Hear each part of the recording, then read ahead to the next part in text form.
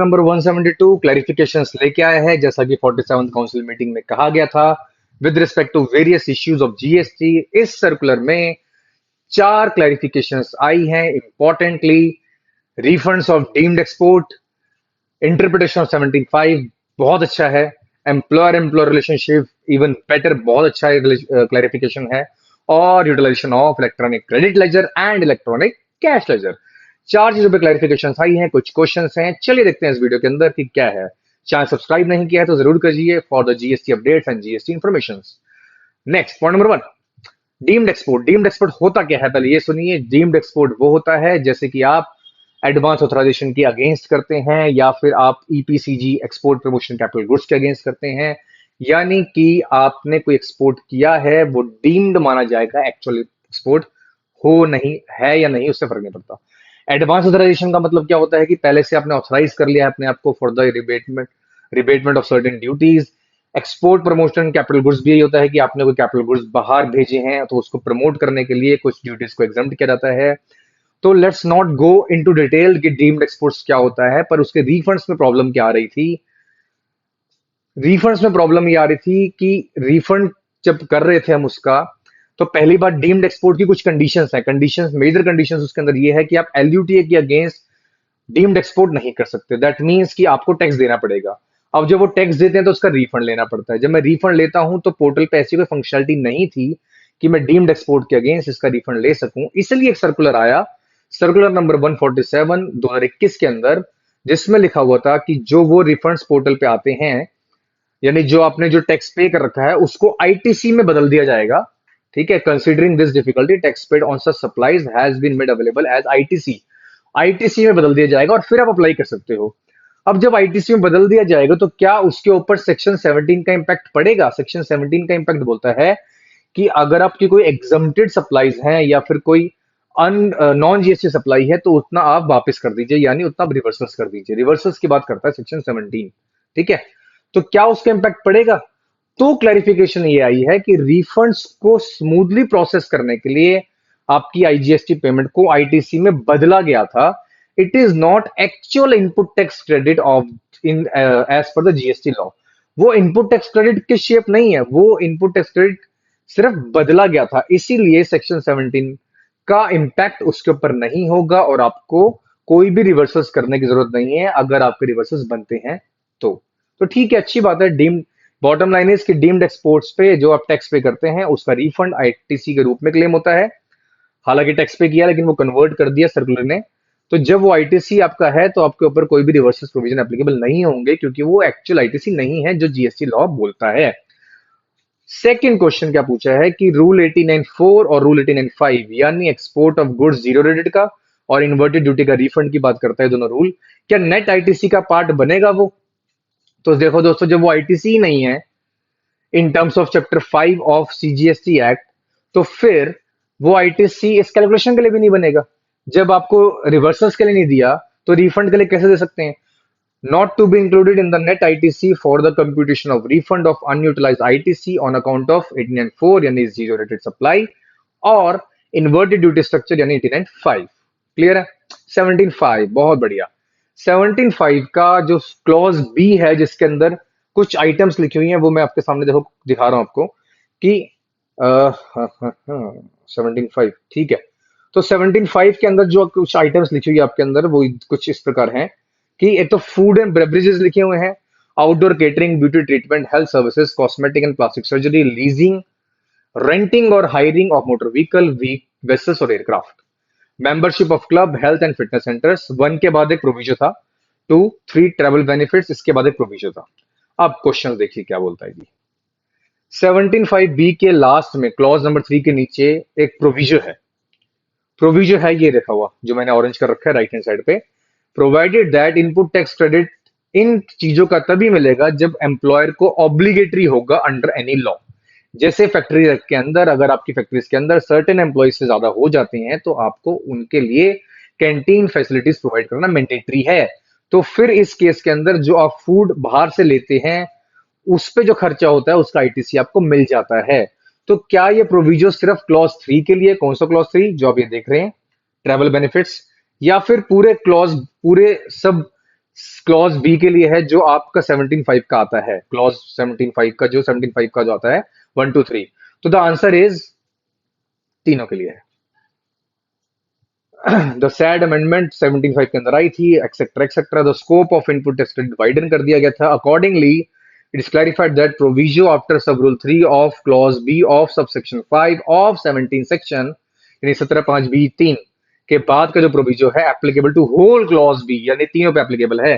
तीनों पे यानी food beverages, outdoor catering etcetera पे भी, मेंबरशिप पे भी और ट्रैवल बेनिफिट्स पे भी। यानी ये सब चीजें अगर एम्प्लॉयर को एम्प्लॉय को देना मैंडेटरी है अंडर एनी लॉ, तो फिर वो आईटी से मिल जाएगा। एक और एग्जांपल देता हूँ, जो बीपीओज होते हैं यानी कॉल सेंटर्स होते हैं, उनको फीमेल अगर कोई उनके यहाँ पे काम करती है और रात में ट्रेवल करती है, सर्टेन टाइम है उसके बाद तक अगर वो काम कर रहे हैं और ट्रेवल कर रही हैं, तो उनको कैब फैसिलिटीज देना अनिवार्य है, मैंडेटरी है उन ऑर्गेनाइजेशंस को।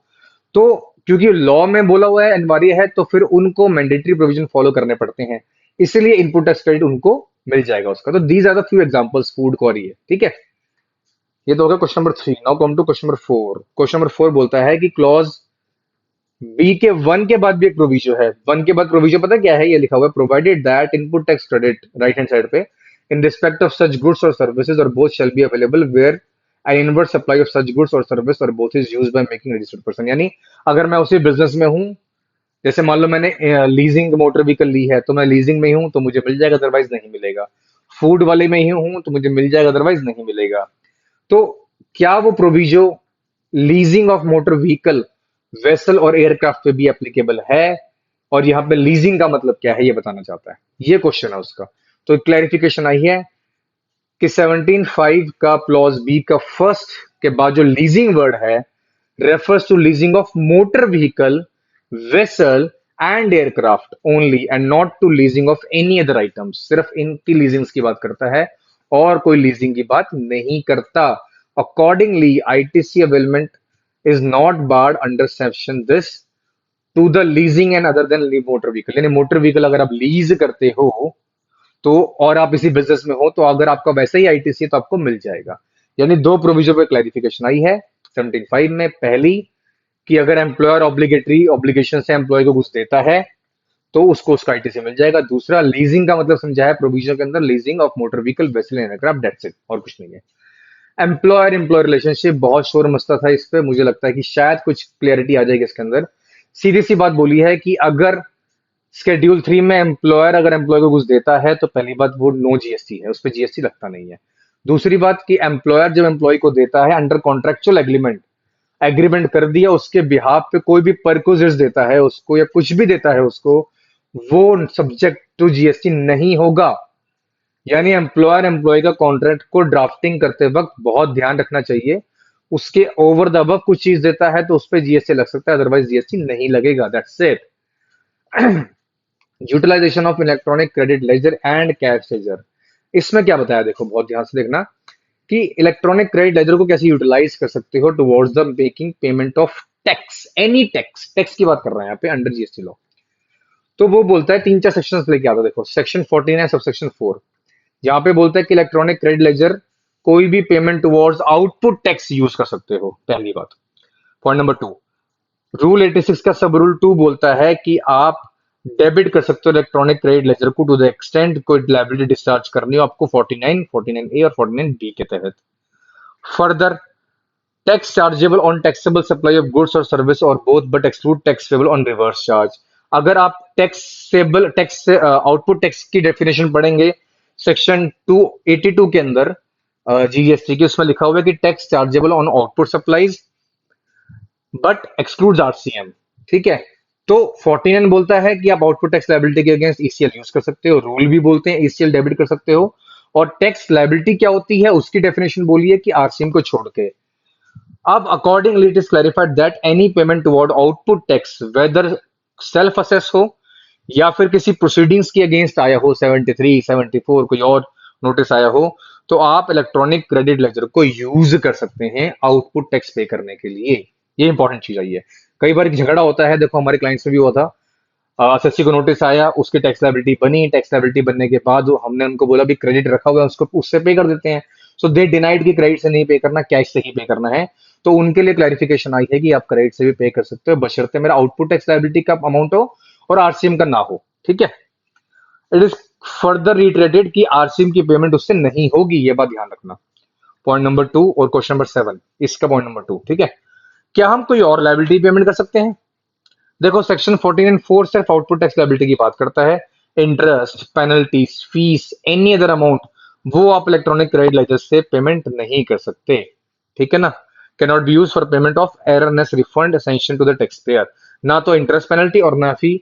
अगर आपको कैश में कोई रिफंड मिला है तो आप उसकी पेमेंट भी, गलती से कोई रिफंड मिला है कैश में, तो उसका रिफंड भी क्रेडिट से नहीं कर सकते। तो सिर्फ आउटपुट टैक्स लायबिलिटी की बात करता है सेक्शन 14 है, ना कि बाकी अमाउंट्स की। तो ये भी क्लेरिफाई कर दिया कि क्रेडिट लेजर आपका सिर्फ आउटपुट टैक्स लायबिलिटी को डिनोट करता है, अदरवाइज नहीं करता। पॉइंट नंबर 4 एंड लास्ट, क्या ईसीएल में किसी और पेमेंट के लिए यूज कर सकता हूं any liability? Electronic cash laser, देखो कैश है भैया, कैश तो मेरा ही है, कुछ भी यूज हो सकता है, may be used for any purpose. कहीं से कहीं ट्रांसफर भी कर सकते हैं, फॉर्म्स आए हुए हैं टैक्स का पेनल्टी में, पेनल्टी का इंटरेस्ट में। कैश तो आपका हार्ड कैश है, उसको कहीं भी यूज कर सकते हैं, उसको बाहर नहीं कर सकते। बस एक क्लैरिफिकेटरी नेचर का दे दिए, नहीं देते तो भी चल जाता काम। तो these are the few clarifications जो आई हैं बेसिकली आपके इसके अंदर, यूटिलाइजेशन के अंदर और 17.5 में एक्सेट्रा। तो उम्मीद करता हूँ वीडियो पसंद आएगी, चैनल को सब्सक्राइब करें। Tata bye bye.